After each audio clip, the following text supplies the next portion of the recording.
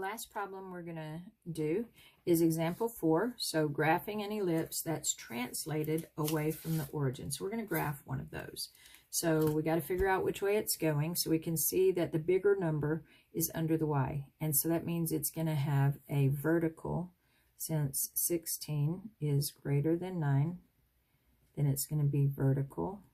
It's going to have a vertical major axis.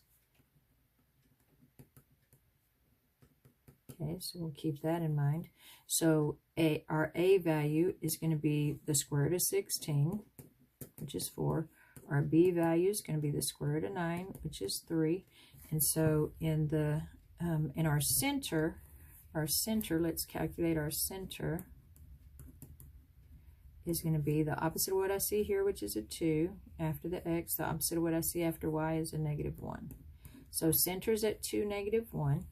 And so going to 2, -1 to start, and then in the y direction I go up 4, so I'm going to end up being at 2, 3, because I'm adding 4 to the -1, and then I'm going to go down 4, and I'll end up at 2, -5, because I've taken -1, and I have subtracted 4. And then in the x direction, I'm going 3 each time. So I'll go out 1, 2, 3. So I'll be over here at 5, -1.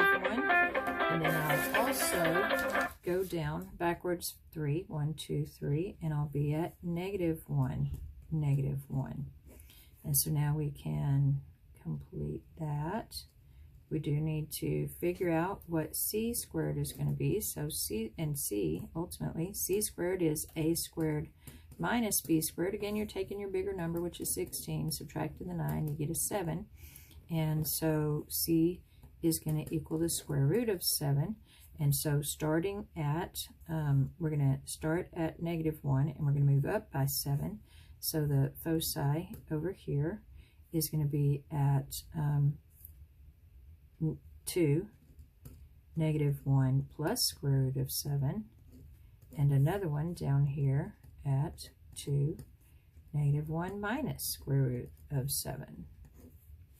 So those are going to be, and square root of 7 is going to be a little bit less than 3, so we moved down not quite 3 places, moved up not quite 3 places, and so this point is here, this point is about there, and there's our ellipse. If A and B were equal, the equation of an ellipse, in the equation of an ellipse, then we would end up with a circle, because we would have divided by, we would end up with the same numbers under here. That would mean we have a circle. We are not going to worry about the eccentricity part. If we were, a conic is the set of all points pxy in a plane such that the ratio of the distance from P to a fixed point and the distance from P to a fixed line is constant. The parabola, every parabola would have an eccentricity of 1. Every circle would have an eccentricity of 0, but we are not worried about that right now. So that's all we're going to cover this year.